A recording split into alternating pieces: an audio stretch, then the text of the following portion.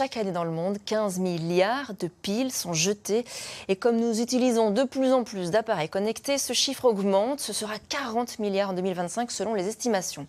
Alors pour limiter ce désastre écologique, une entreprise drômoise a inventé les piles du futur. Ce sont les seules en Europe. L'énergie est créée grâce à la lumière ambiante. Et les explications de Clémence Delarbre et Sandy Goldstein. Chez nous, elles sont partout. Dans les télécommandes, les horloges ou encore les jouets. Pourtant, avec leur durée de vie limitée et leurs produits toxiques, les piles sont loin d'être idéales. À Valence, une entreprise a inventé leur remplaçante.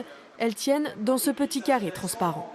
Là, on a développé des modules OPV. OPV, c'est pour organique photovoltaïque.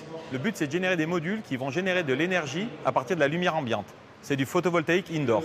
On va l'utiliser de différentes façons. On va mettre mise en œuvre sur différents produits. Ça peut être fait, effectivement, ça peut être collé, ça peut être incrusté de différentes façons. Mais l'objectif, c'est de remplacer des piles. Fabriquée à partir d'une simple imprimante, cette innovation technologique unique en Europe a nécessité près de 10 ans de recherche. Utilisable au moins 10 ans, ces modules à énergie s'annoncent comme une alternative économique, mais aussi écologique aux piles standards. Nous, on utilise uniquement des matériaux organiques, donc qui sont recyclables en fin de vie. Et il faut moins d'un gramme de matière pour faire 1 mètre carré de dispositif. Donc la quantité résiduelle est très très faible.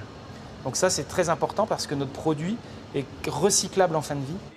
Simple start-up il y a encore quelques années, Dracula Technologies est passé à l'étape au-dessus avec sa nouvelle usine inaugurée ce jeudi.